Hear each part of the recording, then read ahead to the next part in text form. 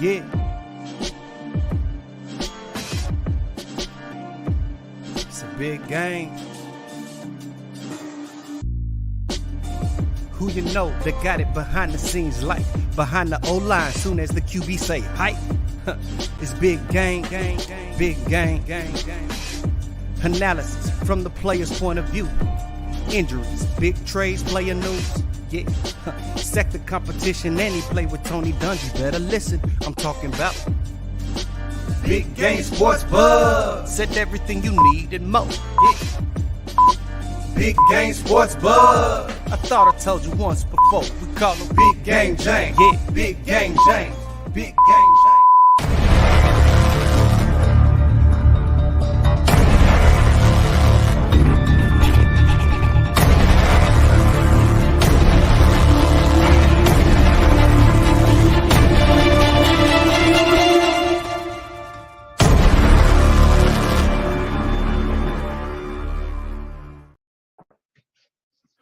Welcome to the BGSE Network, and I'm your boy Big Game James, and this is Big Game Sports Buzz, where the pro athlete and the sports fanatic get together to bring you everything football. That's a lie. Everything sports, and in between. Joining me tonight, very special guest, my man, and 1/3 of the Sports Chop Shop, the musicologist A. Reed is in the building. No doubt, man. Always glad to be here, be a part of the Big Game Sports Buzz. How we doing on BGSE Network? Good to be here, Big Game. Hey, man, I appreciate it. And you can catch Reed Monday nights on the Monday Man Cave, and also whenever we do the Sports Chop Shop, he, Jay Stoggs, and I. The Buff Nerd is on a little bit of a hiatus, aka vacaciones. Right now, it must be nice to be able to get away when you need that getaway. So the Buff Nerd is out doing this thing tonight. Reed and I are gonna hold it down. If it's your first time joining us, please make sure you like, subscribe, hit that bell so you know every time that BGSE Network is bringing brand new stuff to you. Tonight we're gonna give you our 4 downs. That's the 4 hot, our hot topics of what's going on in the sports world, and just finishing up the Super Bowl. We got to talk about our oh hell nah. That one moment in the week or in an event that we saw that made us just shake our head and wonder what the hell is going on. A little bit of keep it on the court, and a very special little nugget Reed is going to drop on us and give you something to think. And it is really, really interesting. And I loved it when he texted to me. We just talked about a few minutes ago. Definitely something we got to get out there. And then our top 5. So without further ado, let's get into our 4 downs.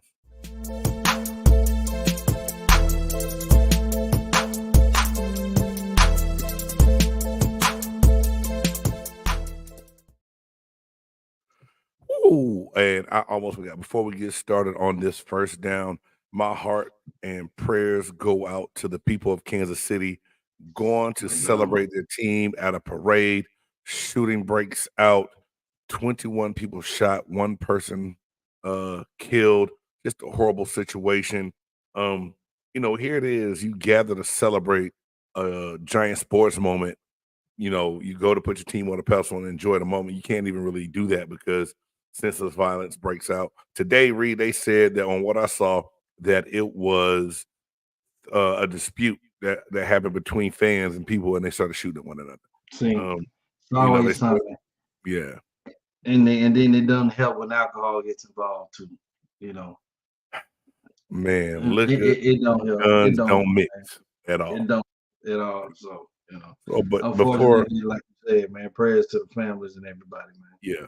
Before we get started, I just had to say that, man, because when, I heard that, I was like, I didn't want to believe it. It did happen. I, got more information turned into the news. I'm like, dude, here it is. All you really want to do is go watch the sport and, go, have a little bit of fun. And yeah, people going to the hospital and 1 person didn't make it back home to her family. It's just a sad situation. And we always, send our hearts, thoughts, and condolences out to people like that. But we're going to keep this thing moving. And a little bit more, like I said, this is your hour getaway when you get with us, man. Anything that's going on in life that might get you down a little bit, you get to tune in and listen to us act a fool and have some fun talking about sports. So first and foremost, Reed, you said this on your show. The Buff Nerd and I talked about this previously before the Super Bowl started, where we said, "Are the Kansas City Chiefs the new dynasty?" But I kind of curved it just a little bit. Patrick Mahomes seems to never be under pressure. He seems to be pretty cool, calm, and collective. So for this first down, you can say, are the Chiefs a dynasty or point blank? Just how good are the Kansas City Chiefs and Patrick Mahomes? Just how good they are, my boy Jay Stocks, man. What's up, man? Appreciate you, Jay Stocks. Gonna hold it down for you all times, brother. Buff nerd.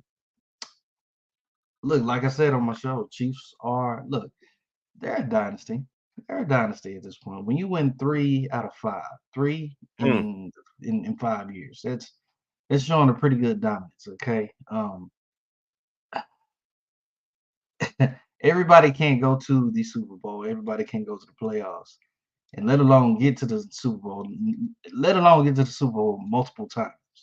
So the fact that he's been able to get there as many times as he has. Well, I think that's 4 times he's been to the Super Bowl now, and won 3. Yeah. I want to say. Yeah. Yeah. Uh, or 5. No, he's been 5 times, I believe, and lost 2 or something like that. But either way, he has 3 rings. 3 rings, man. How can you not say? How can you not say this it's not a dynasty, man? The boy, incredible. Is there a team that can defeat them? I'm just, and y'all know me, I'm a homer. Y'all know how I feel about Cincinnati. Y'all know how I feel about Joe Burrow and everything like that. But I'm not the only one that's speaking this stuff, man. I've heard Louis Riddick say it. I've heard Skip Bayless say it. Louis Riddick did make a very good point. He said, man, even my boy Marcus Spears. Marcus Spears said the same thing. Look, they're saying that Kansas City brings fear into the hearts of all the other teams. You know what I'm saying? Kansas City and Mahomes brings fear to Buffalo, brings fear to Baltimore, brings fear to all the other teams right there. The Chargers and everything. But they said there's something about Joe Burrow and the Cincinnati when and I'm saying when they're both healthy, when they're both in a very healthy game. Joe Burrow just seems to have a sense of he's not scared, he's not backing down or anything like that. Like the team actually feels like they can literally beat them. If it's anybody that may be able to beat them and get them off of their throne, it might just be Cincinnati. It might just be Joe Burrow. I'm not saying it as my team. I'm just saying it is what we have seen in the past because Joe Burrow, alongside with Tom Brady, has been the only quarterback that's been able to knock him out of the playoffs. So until we see somebody, that's why I want Joe Burrow to come back healthy next season and hopefully do what they need to do their part, and we can see them match up with Kansas City. Because right now, the way it looks, I don't see Kansas City falling off. Because we said that once Tyreek Hill left, and we said earlier in this year they have no receivers, he has no one to throw the ball to, that they were going to struggle. And damn it, they figured it out. So are they a dynasty? Yes.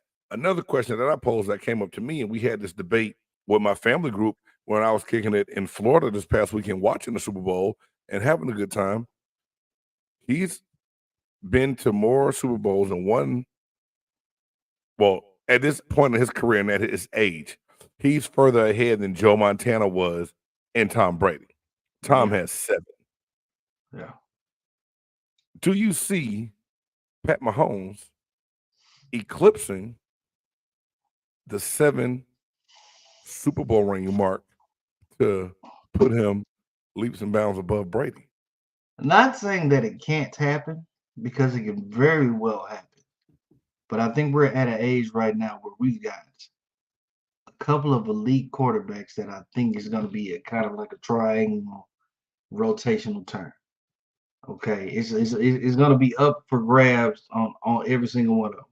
Can the defense hold up against the? I mean, that's the beauty of it. I mean, we've seen the defense hold up against the offense in the past. You know what I'm saying? But those two teams go back and forth whenever they do play and they healthy. So it's that one to me is up in the air. It's like a coin flip. But I'm saying between the Joe Burrow, between the Patrick Mahomes, between the Josh Allen, between the Lamar Jackson, we can just be seeing a rotation out of all 4 of those quarterbacks, man, of who can actually take it in any given season. But do Any you given think season. Lamar Jackson passed his window of opportunity? It seemed like this the one year we said Lamar Jackson has to stay healthy. He stayed healthy. He got to the playoffs healthy. A defense that seemed to dominate everyone they played all season, and then to fall short the way they did on the offensive end and let Kansas City squeak by. See, this is the thing and about the league. it's hard to say. It's hard to say, big game. I don't think that they eclipsed that. Okay. I just think what we saw necessarily was a very dumb game plan. A very dumb game plan that they came with. They should have stuck with what's been working the whole time. And when they got to that KC game, they just decided to fall another way. I guess analytics or whatever taught them to go a whole different route. But they should have Right. stuck with really what was working best for them that whole game. So I'm not gonna say that their window of opportunity is gone, but that was probably the closest chance that they would have had at this point in time. So for them to even get back to it, that's gonna be the hard part. That's gonna be the hard part. Man, the Kansas City Chiefs, I tip my hat to Andy Reid and that staff. And the way that game was going early, it was a very defensive game. I know a lot of people said it was boring in the first half, that it didn't get exciting to the second half. I love the first half, man. I love seeing the defense play the way they did. The 49ers were able to get pressure on Pat Mahomes. They were able to rattle him a little They bit, were. cause turnovers They when they were. needed it, and get around the ball to make it go, oh, they're in trouble. But watching that game, I was like, the 49ers, and we're going to get to that in third down, but the 49ers aren't really doing what they need to do. But as far as how good are the Kansas City Chiefs, for them to be able to play when they get depleted on the offensive side of the ball at the receiver position, having one running back that really was the man as far in Pacheco to get it done the way they did, they do a lot of things well, and I think this is a team that you have to be scared of for the next couple seasons coming in. And I honestly thought this year and the way they looked early on, I was like, "Uh-oh, Chiefs in trouble this year." And lo and behold, We all said it. I ate a bucket of crow because it just didn't pan out like that. It was like, damn, Pat Mahomes does it again. And when you ask the dynasty thing, so if they are the new dynasty, do you think they become the new villain as well? Do you think that they automatically become hated because of the success that they're having? Because it seems that people always hate a team that does good if it's not their team. Oh, it's going to. It's going to. I mean, you look at that Tom Brady Patriots when Yeah, it was going when they just kept winning and winning and winning. What happened? They became the villains, and it got to the point to where everybody wanted to see them lose. We knew they was going to the Super. We practically was already counting them going to the Super Bowl before the season even started. But everybody was going for that other team because we wanted to see them knock them off that hill, knock them off that mountain. So, right. oh no, just at this point in time, man, KC is running it, man. As much as I hate to say it, man, they running it. So, shout out to them, man. Shout out to them. Man. You can't get the thing about it is we have to, aside from being fans of your own team, you also have to be a fan of the sport, and then you also have to recognize greatness when you see greatness, man. You have to Right. recognize it when you see it. And what we saw with what Patrick Mahomes has done within these past 5 years is quite outstanding. The man has more Super Bowls than Dan Marino, who's already Hall of Fame. Right. Patrick Mahomes he's already a Hall of Fame player. Man, Already Hall of Fame. the only thing I agree with you, the only thing that could keep Patrick Mahomes out of the Hall of Fame is if he does something to tarnish his reputation off the field. I think that would be the only thing that would keep him out. Football wise, he's already done more in this short part of his career than some Hall of Fame quarterbacks did their entire career. He can retire today, walk away from the game today. Like I said, every time I picked against him, stop it with Dan Marino. What you mean? Stocks. He has more championships than Dan Marino. You can pull it up so anybody else watching can see what that comment says. Read. So okay. Shout out So to Jay Stocks. Dan Marino, Jay Stocks. Let's go ahead and keep it all the way 100. You watching this? You keep commenting, man. We appreciate you.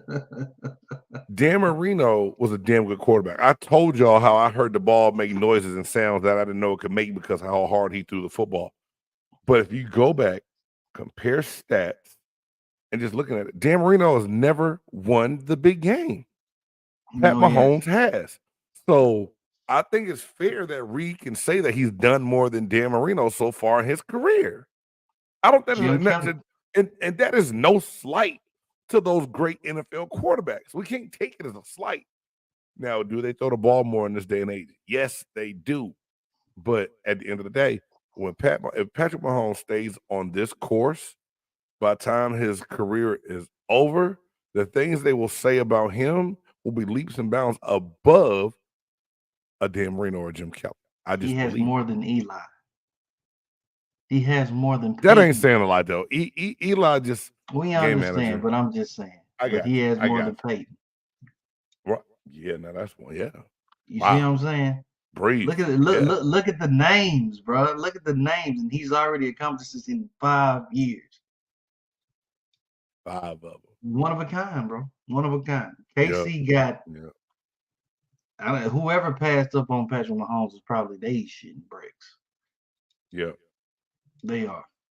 Well, speaking of Super Bowls and everything else, we're going to get to the 49ers in a minute. But for the second down, the halftime entertainment. Now, I posed this question last week on BGSB.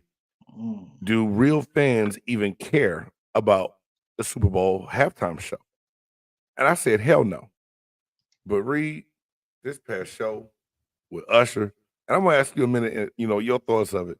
But when I say this, shout out to the ProMaster Trucking Company Services, Mike G, and the Super Bowl party that he put on and hosted at his home in Jacksonville, Florida, was amazing.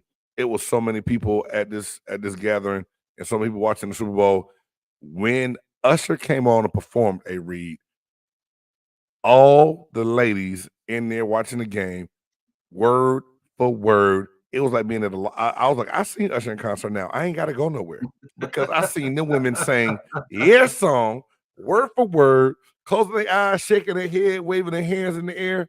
I was like, this is entertainment itself watching this.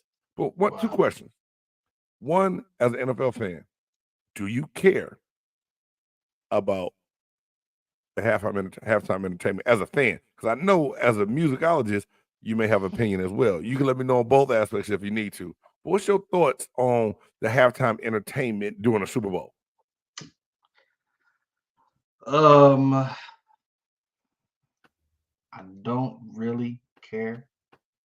To be honest, I feel like that's just a thing. It's just a tradition that they do for the Super Bowl. As long as I can remember.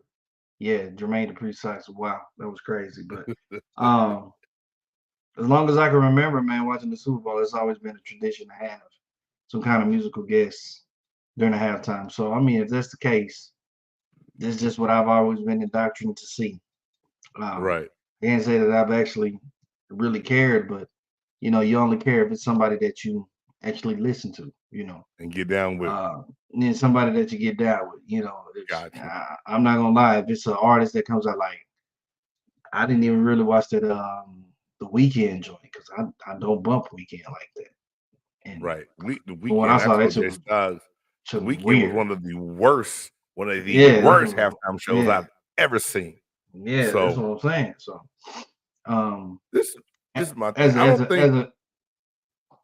As a music guy though, but as a music guy though, if it's somebody that I rock with, I want to make sure that they put on a good show. Okay. Damn sure want to make sure they put on a good show. And I got Usher. I got Usher on deck. I got 8701. I got Confessions. Oh, okay. Okay. So I was expecting to hear the classics, and he delivered with the classics. He did. He delivered with the classics. So if you had to give it just a grade, hey Reed, you give it a grade. What grade do you give Usher's performance at the Super Bowl? 1 being the worst, 10 being the best. Or you can go A to F, however you want to do it, on a scale of 1 to 10 or alphabetical scale. Let's go 1 to 10. 1 to 10, I will give it I give it an 8. That's a B. That's a B. That's not I bad. give it a good 8. I give it a good 8. I give it a good Man, 8. I'll say this. I talk some smack about halftime performances. And I kind of say it like you. As a football fan, I really don't care if it's somebody I like, it's going to keep me entertained and I'm going to watch it. If it's someone I don't really like and I am not entertained by it, I'll just be doing this until the Real game come talk. back on. I'll go take Real my talk. pee break. You know what I'm saying? Like Jay Stock said, I'll go to the restroom. I'll get another plate of food, maybe. I'll sit back down. I will find something to pass my time where I'm not really preoccupied by a bad performance where I care too much. I'm gonna say something I didn't think I would say. That damn Usher show, I liked it. It was good though. It was good. I liked it. And like you said, the different things that you have on deck and you know from that artist, he was able to hit you with his new stuff, his old stuff, and tie it all together and bring people in. And then the different features he had come out. I still don't know. Then I'm gonna tell you something that's funny. Lil Jon came, and this I know some people date and age themselves. Lil Jon came out on the stage, right? This girl said, "Oh, I can't believe they bought Lil Wayne." I was just like, "What the hell is wrong?" I was like, "What the?" I said, "Ain't no damn Lil Wayne." She said, yeah, it is. And when she said, "Yeah, it is," I let it go. I was like, "All right, no, I can't talk to her because she said, yeah, it is." So anyway, hey man. I mean, look, he did come out in a blouseful looking kind of shirt, you know, that he ripped apart, you know, but blouseful little shirt. But I did enjoy, you know, the Alicia Keys came out and they did My Boo. There was actually a video saying that she hit the wrong notes or something like that. Really? Yeah. I couldn't tell, man. But I don't know, man. I think the My Boo thing was good. To me, who really stole the show to me was when her came out and played that guitar. I like that solo. too. When she played but now the you got so solo, many people hating about, she not playing it for real. I was like, the girl can play the guitar it's for real. entertainment, and that's the thing. As real musicians know, her can really play the guitar. She's not just messing around like what's going on. It's just funny, man. Like it's just hilarious that people find time to hate on everything. Her, the way they did it, the way he mixed it in old with new, you can kind of bring all ages of people in. Because people who know her and know what she did with Usher may not know the old stuff that he had with Alicia Keys or even before then. And so you bring and tie everything in together. So to do that, Usher shows how professional he is. He shows why his residency in Vegas is awesome. It's about to end. He's about to go on tour again. And because of the Super Bowl performance, they said that ticket sales are going to be sold out and it's going to be a record. It's going to be a record sellout by the time it starts. It's just like, that's nuts, man. But it's a great thing. It's great for the game. The NFL has gotten it right in the standpoint that they're trying to do their best to merge people who may not watch the game, get them into watching the game. Because look, it's the highest rated Super Bowl on record right now. I forget the number, like 1.1 something billion. I mean, it's retarded, like ridiculous the amount of people that watched it, enjoyed it, and a lot of that had to do with Taylor Swift being in the stands and Usher being the halftime performer. I mean, it just does that kind of make make you wonder that maybe that was a publicity thing between her and Travis? I believe it big time that it was some bullshit. Big time. You see what I'm saying? Like even the kisses didn't look real. It look forced, dog. It looked forced. The hug and the kiss between Travis Kelce and Taylor Swift, that shit looked forced to me. It didn't look like no real like love. And I mean, I could be overthinking this shit, man. But yeah, I put nothing past some people, bro. His jersey sales went up. Jersey sales went up. All the her- Swifties that people that never paid attention to Yeah. football was watching football this year because they wanted to see Taylor Swift in the stand. Exactly. Which is crazy. But so maybe Roger Goodell was doing something right back there behind the scenes. Yeah. They did what they needed to. They did what they needed to get it done. But nevertheless to say, Usher fans, great job. I hope y'all tune in to more football, not just the Usher Super Bowl special, but watch the NFL, man. It's fun and it gives us something to talk about. And we can talk about that again later. Number 3, third down. And maybe I should have made this second down. I messed up. The San Francisco 49ers seem to have every opportunity, Reed, to win this game and found a way to blow it. Who's to blame for the 49ers losing the Super Bowl? Like within that organization, if you had to look at one person and blame somebody, who do you think should take the blame for the loss in that 49ers organization? If you're going to come out and say that you didn't know the overtime rules, then you put blame on yourself. If you're going to come out and say publicly that you didn't know the overtime rules, then, sir, you're putting blame on yourself. So you're the one that lost that game. Okay? Say what you want about the defense coordinator, who I do feel, even though they did fire him, if y'all don't know, they fired Steve Wilkes today. Obviously the scapegoat. Clearly the scapegoat for that. Yeah, but seriously, for you to be a head coach, how would you not know? How would you not know the rules of the overtime? Well, he said he played for that third possession like they were going to get it back one last time to go win, which clearly. And the thing is, these new overtime rules, especially for postseason, have been in place for 2 years now. So this is something that how did you not know? If they've been in place for 2 years, how do that? What did my man Herb say? You play to win the game. Hello. Yeah, you play to win the game, dude.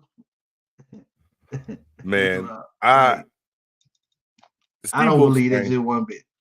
No, the Steve Wilkes thing pisses me off a lot, and I'm not going to talk on that a lot because that's about to make a certain segment that we have here. Kyle Shanahan is supposed to be an offensive genius. Mm-hmm. Kyle Shanahan is supposed to always know what to do when he has the ball to put his team in the best situation. They were having so much success running that ball in the first half. Christian McCaffrey only had 3 running attempts in the third quarter. Why? What the hell happened? So to me, if anyone's to blame for losing this game, it's Kyle Shanahan. Point blank. Period. A lot of other things will be said. A lot of other fingers will be pointed at other people. We all know a head coach is never going to fire himself. But at the end of the day, Kyle Shanahan blew it. He blew it. He had a chance to go get the monkey off his back to win the Super Bowl, and he came up short. Wow. So if Andy Reid and Jay Stoggs, most coaches, when there's anything new and different, like there's, y'all know when there's league meetings that owners go to, then there's other league meetings that, coaches go to. Anything that is new, coaches will, when you start training camp or even all season, whenever they get that information in a team meeting, they will say, guys, this is what's different. I played a long time ago. They had overhead projectors and shit. Tony used to bring the overhead out and put the transparency on there, and we see it on the board, right? They go over everything that's new. So it's never like, damn, we don't know what's going on. You do know what's going on. And if your coach doesn't tell you and pull that up, he's a jackass. Yeah, he's a jackass. What's up, what's up, Ron? Yes, Shanahan is a jackass. It doesn't make sense. Make it make sense for me. Hey man, I like when I heard it, I said even when the players were talking about, well, we didn't know, we thought this, I would have kept that shit to myself. I would have not come out on national TV in an interview and said I did not know what was going on with overtime rules, and that would really make me question your head coach, point blank, period. Facts. It just when it comes down when it comes down to it, Kyle Shanahan dropped the ball, and he really messed it up for his team. Needless to say, we're gonna leave that right there because we can get back on this in a few minutes if we need to. My fourth down, short, simple down, was something that makes me scratch my head. You know, being a big fan of college football as well. Chip Kelly is a guy it was in the news a lot because he talked about realignment. He talked about what should be done with NIL money, that maybe college should be treated like NFL football, broken up into regions. They play certain regions and zones, and you make a championship series out of it, and then they get to what Super Bowl, which aka their national championship. Some really good points. Talked about being the leader of his team, loving to do good things. All of a sudden, Andy Reid steps down, and he's the head coach of a Power 4 now because there's only 4 power conferences now since the Pac-12 was dissolved. He's a head coach in a Power 4 conference. He steps down and then takes an offensive coordinator job at Ohio State. And it's so crazy the way he abruptly left that Deshaun Foster, who played running back at UCLA, had a good career in the NFL with the Carolina Panthers. He just took the job with the Las Vegas Raiders to go be the running back coach under Antonio Pierce. And just to AP, man, Chip left my school high and dry. This is going to be a great opportunity for me. They want me to come be the head coach. He got AP's blessings. He got there, and he said he's going to change the culture and make it fun again. What in the hell? And because everything on the internet is kind of skewed, but I just had to say, I had to bring it to the show and ask, what do you think the reason is, or can you imagine stepping down from being number one in control to being someone's offensive coordinator? Makes no sense to me at all. The only way it makes sense is you not wanting to have that kind of power anymore. Or maybe Think it was something. Responsibility became too much? Maybe he doesn't want to be a head coach anymore. In that kind of retrospect, if you're just going to demote yourself down, you see what I'm saying? To leave, you had plenty of time to resign. I understand that. I mean, it could be a multitude of things. Yeah, he's taking the money and running. But I can't imagine that they're going to pay you more as an offensive coordinator than what you were getting at a UCLA to be a head coach. Well, then you got to look at, and then same thing, you're looking at UCLA, the head coach at UCLA.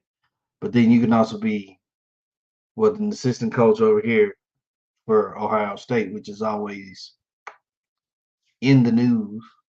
Yeah. So I mean, you can look at trying to get his name up to possibly go to a bigger and better school than UCLA, but he's starting over there at OSU. So I mean, that could possibly be the case, but that's hard for me to know. It's just one of the dumbest things to me.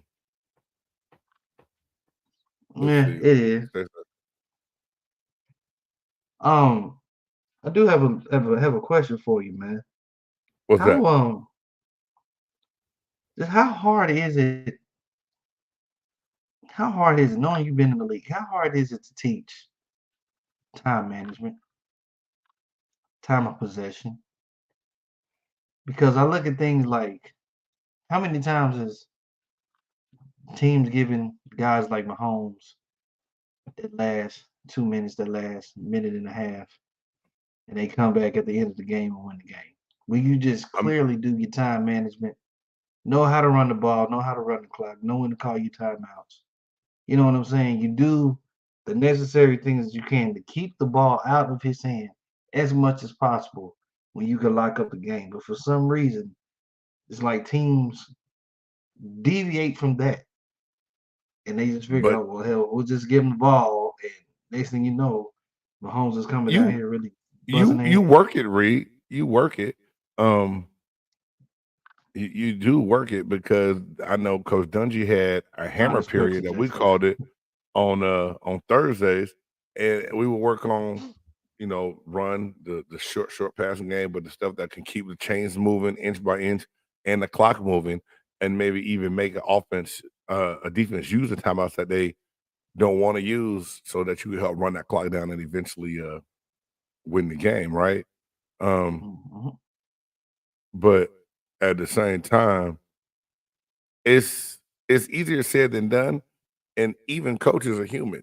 You get into that game and get into that panic mode, and you go against everything that you worked on during the week or that you've done all season to try to master and mimic.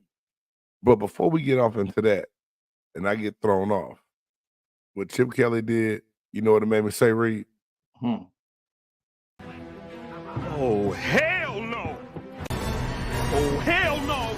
Oh, hell no! Oh, hell no! Oh, hell no! Oh, hell no! Oh, hell no. That's right. Oh, hell no. Our segment where something happened that it just makes you shake your head. And tonight I got a couple of them. One is serious. And I hated to see it happen.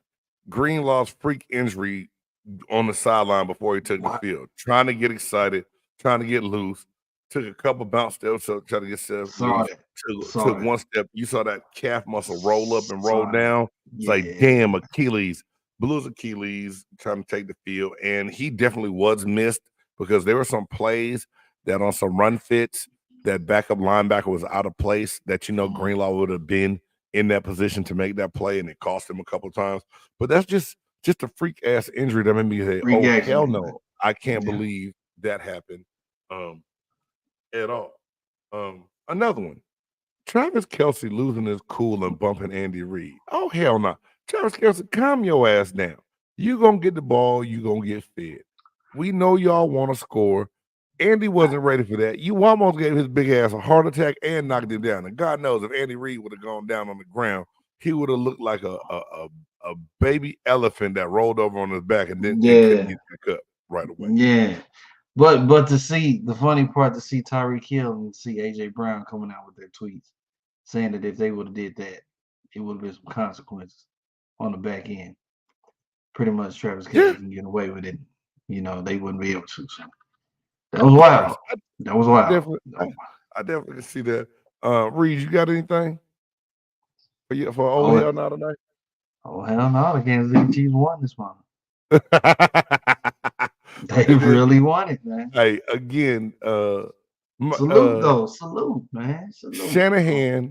Shanahan firing Steve Wilkes when that's an oh hell no for sure. Yeah, because the defense got forced 2 turnovers that the offense did not capitalize and take advantage of, did not take the ball in the overtime, did not kick the ball and go on defense first, but took it first, didn't score the touchdown just to really give the game up. So Shanahan, out of all of these, you really the biggest oh hell nah of the night because you really choked, laid a big ass egg and dropped the ball.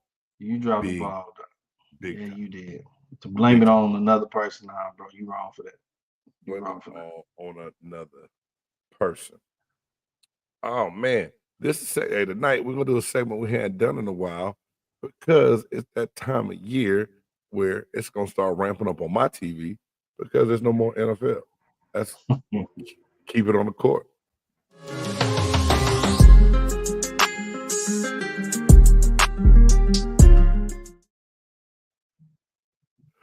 Man, hey Reed, one I didn't write on here, but I definitely want to talk to you about because I know you are a Dallas Mavs fan. If anybody up there watching, they see it in your subline underneath the name. Let's go Mavs.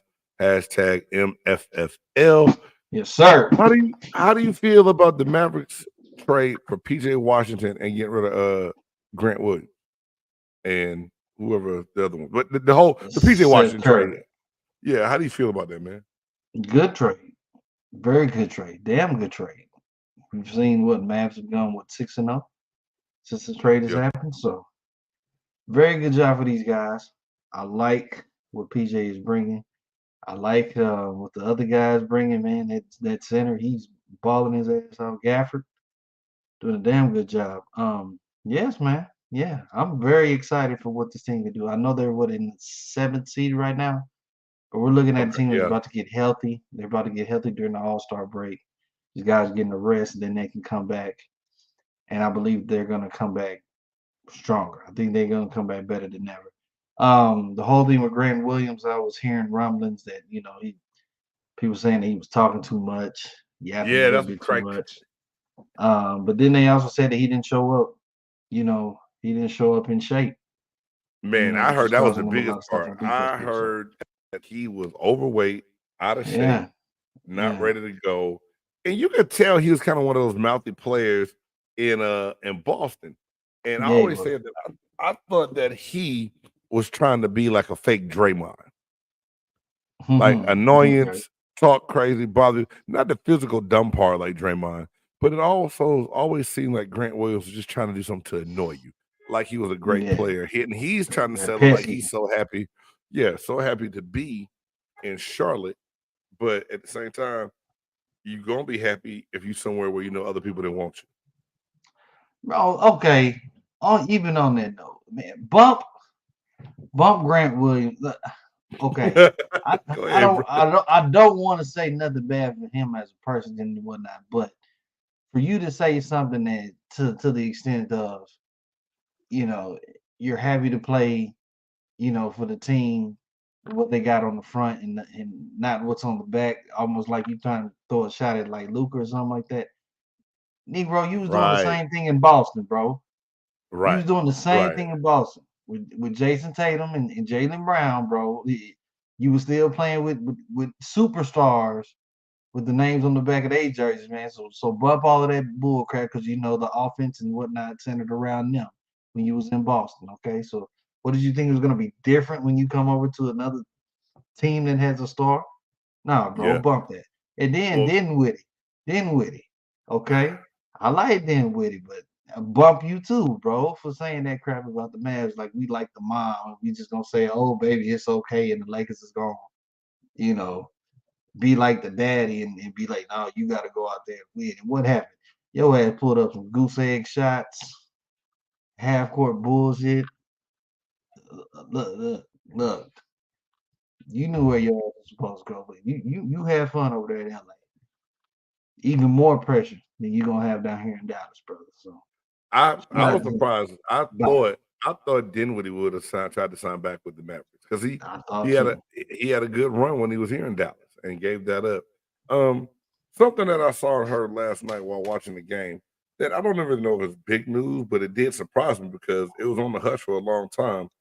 Rumors came out that the Golden State Warriors made a serious hard push to try to acquire LeBron James before the trade deadline. Have you heard these rumblings? I heard those rumblings, and then I started to think, who the hell would they would have given up to get LeBron if he was? I think they would have had to give up too much that it wouldn't have made it worth it. But just the thought, and the only reason that I even wanted to talk about this, could you imagine Steph Curry and LeBron James on the same team? Even though LeBron James, they got to take every third game off. Yes, I That'd can been imagine. a hellified combination, dog. I can imagine it being on a USA team or something like that. I mean, an everyday go to work, punch a clock kind of team. But you talking about like a team? Like Golden State team. Nah. And even if they did, man, that'd be damn near still at this point with LeBron playing how many seasons he's almost played, like 20, like still with LeBron playing right now, it's still a very high disadvantage in that anyway, bro. Like it's almost like fun to talk about how KD, it's almost like how everybody felt with KD joining the Warriors. But Draymond might have been part of that package to get rid of if they brought LeBron in. You can't keep all of them pieces, like you said, if you would have brought LeBron in. Oh, you giving up Draymond, you giving up Clay, you giving up Wiggins, you giving up time because you know what I'm saying? Because the Lakers would still want to get good pieces out of the contract. They giving up Bron. You know what I'm saying? Lakers just ain't gonna trade him for no boo-boo. So you giving up. Steph might be untouchable, but nah. Draymond gonna have to go. Clay gonna have to go. Wiggins gonna have to go. Somebody else it's gonna be like 4 people for one person. Pretty much. And probably another draft pick or something like that. Yeah, it would have been crazy. But I thought that was a little wild. I couldn't believe it. All these rumors came out later. What they did, they were really serious and pursuing it and they want to get it done. I couldn't believe it. it happened. The NBA, they looking to expand. And a lot of people know that they've been talking about Las Vegas, and Vegas holds summer leagues every year. Vegas just hosted the Super Bowl. But some of these other places that came up in this article, I said I wanted to ask you, where could you see a team popping up? And I know what my heart is, what I want, but they said Vancouver, uh, Montreal, like 2 more Canada teams, maybe. Nashville, Seattle, and Las Vegas. Some very interesting places, man. What do you think? Because they have to wait till the TV contract expires, they said, before they do the expansion for the TV rights and the money or whatever else. But an expansion is coming within, like, I think it's 2 years before the TV deal expires.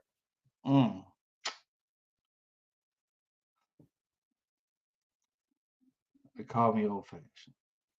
Uh-huh. The number one place that has to have a team back in Seattle. Period.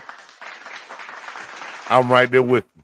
Well, I'm right there with you, man. There's no other way. Seattle has to have a squad again. You have to bring back the Supersonics. Got to bring that back. Then I wouldn't mind saying, look, Vancouver was a dope team to me. Why'd they leave and go to Memphis? Why'd they leave Vancouver? I have no clue. Was it money or ownership change? Would Vancouver support basketball the way Toronto does? Why Did they support it the same way? They were supporting Vancouver. I'm pretty sure they were supporting Vancouver. And if Toronto can win the championship, then Vancouver gonna be over there feeling like, God damn it, we can win the championship. I can get one too. You see what I'm saying? Yeah. You know. So have 2 teams up in Canada. That's cool, man. Yeah. I think so too. Then after that, if you want to put Vegas in there, okay, fine. Nashville seems like a Charlotte. Oh, then it's a bad market. Can't be no worse than Oklahoma City. But that's what it feels like Oklahoma City. Okay. You know what I'm saying? Gotcha. You know, you'll have some people show up, but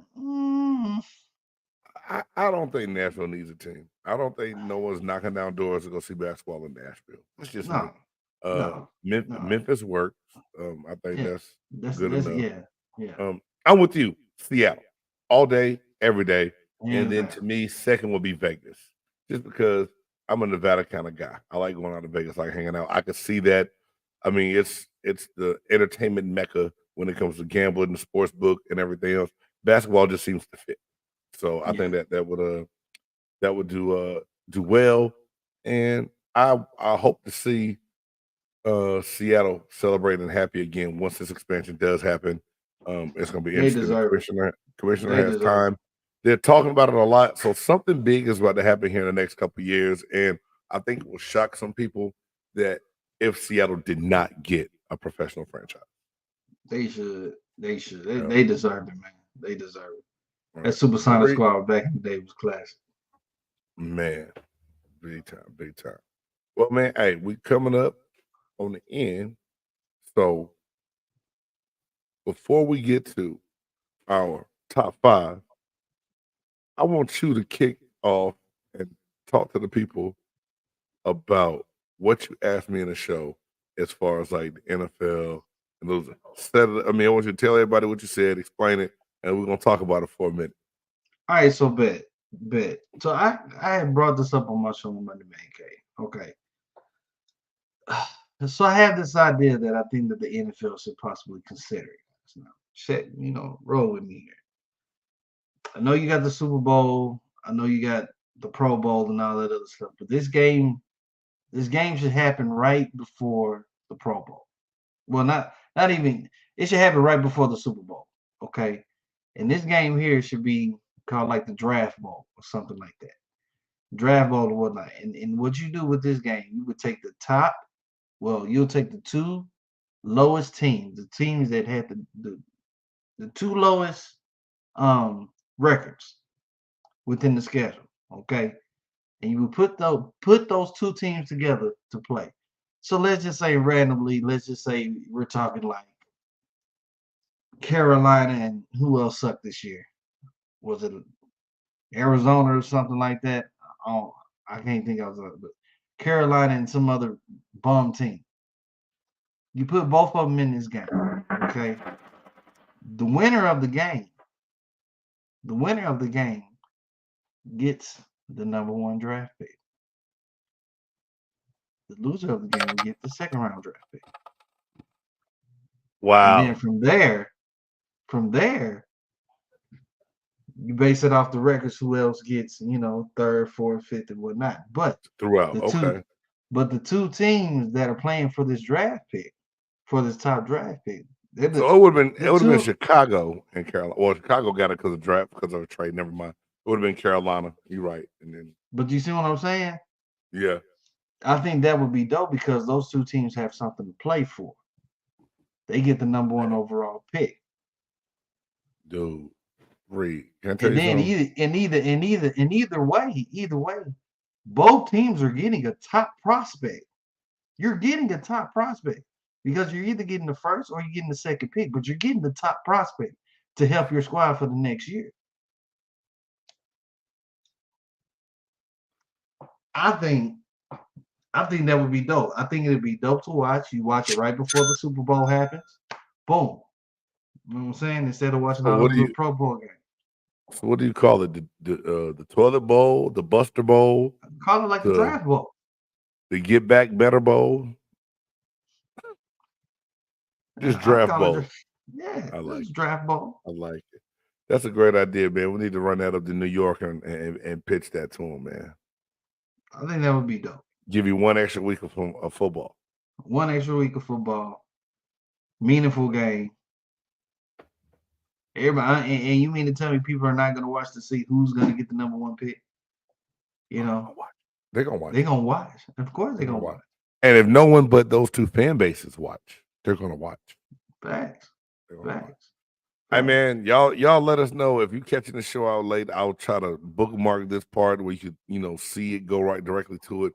But the draft bowl, what do you think about that idea? 2 worst teams in the league play. Team that wins that game gets the #1 pick. Team that loses gets the second pick. And it gives fans something to cheer about where the team let them down and didn't play good all season. But now that one game, they got something to play for and they lock it up. I think it's a damn good idea. Don't care what you think. Actually, I do. Let us know behind. But guess what? It's time for the top 5. Even when you feel low, you can still go. Even when you feel slow, you can still go. Even when there's no hope, you can still go. I never answer to no, man, I still go. That's right. Some people have a top 100. Some people have a top 25. Some punk out and do a top 10. But here on Big Game Sports Buzz, we have a top 5. Now, I'm not going to lie to you. The Buff Nerd normally comes up with these. He puts thought into it. He takes pride in it. He loves it. He comes up with some really good ones. And I kind of it just popped up in my head. I'm like, damn, football's over. What am I going to watch now? So tonight's top 5 things you can watch or do now that NFL football is over. Top 5 things. And since Reed is guest host on here tonight, I'm going to let Reed go first. Normally I go first and Buff Nerd, but Buff Nerd, he'd always talk about me. I'm going to be polite. I'm going to let Reed do his list first. I'm going to piggyback off of it. Cool. My first thing is I'm transitioning from football to basketball. Because I'm watching basketball games a little bit more. Start paying attention to the season now. Football is done. Let's see how these Mavs do. Let's go Mavs. You hold it down. Number 2, video games.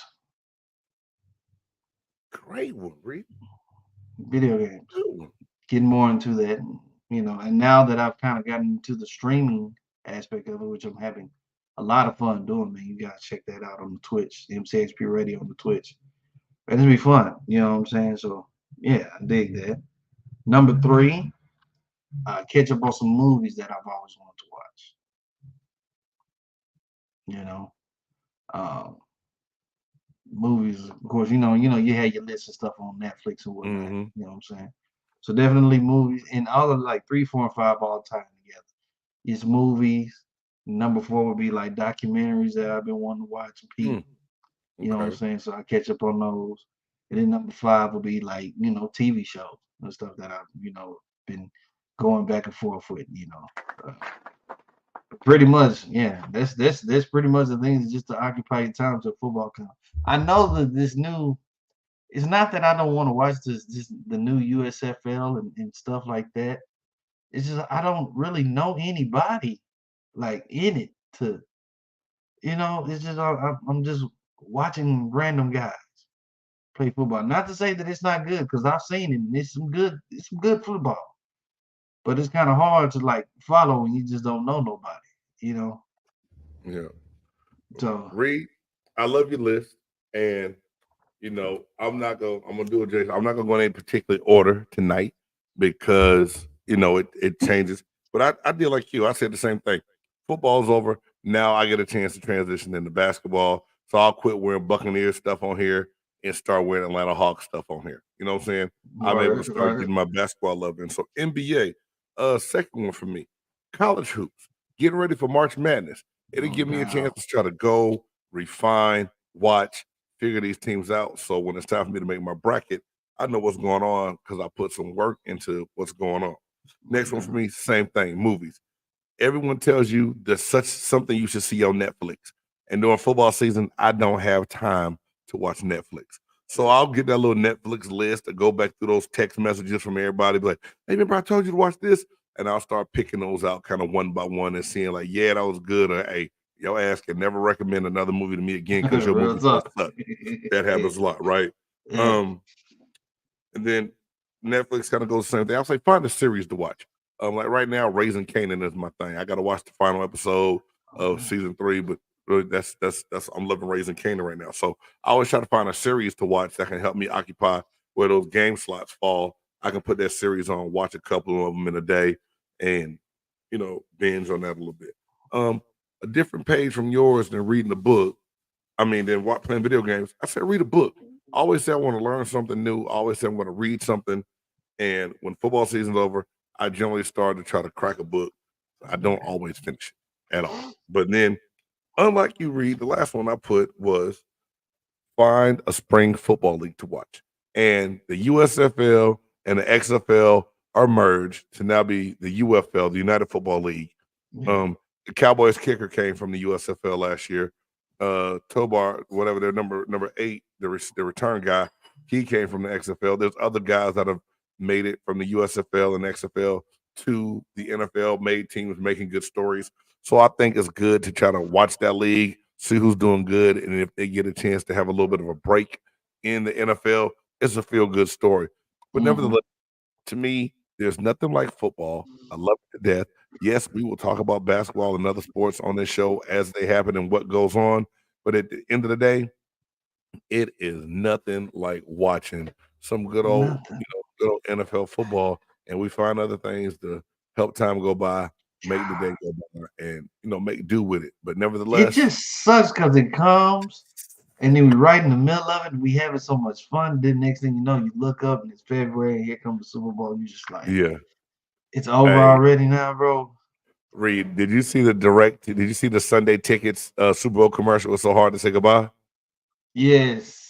And it's funny, like when I saw it, I was like, oh damn, man, they tripping. And then I thought about it, I was like, yo, dog, the season's over, dog. Like, they killed it with that commercial. Yeah, they really. I had to think about that too. I was asking my girl, I was like, why are they playing? I was like, what the hell are they doing? It's so hard to say. I'm like, oh shit, it's over, fool. And the Sunday ticket subscription is over. So those commercials wasn't even that great. Hey man, the commercials over the last couple of years have fallen off. It's gone from where you used to love every commercial, maybe being like 2 good ones at best. So come on. But man, without further ado, it's been another great show. I'd like to thank my man A Reed, the musicologist. Y'all can follow him on X at A Reed TV. Check out his music, check out his videos, check out the Monday Man Cave here on BGSE Network. And also make sure that you go by and follow MCXP Radio, subscribe and follow that as well, so you know what's going on at all times. If it's your first time, thank you for coming by and checking us out. Remember to like, subscribe, smash that bell to know every time that we're dropping brand new content. For the Buff Nerd, the musicologist A. Reed, I'm your man Big Game James, and until next week, peace. Peace. Dope. It's a dope groove. Yeah. It's a big game. Who you know that got it behind the scenes, like behind the O-line, soon as the QB say hype. It's big game, big game.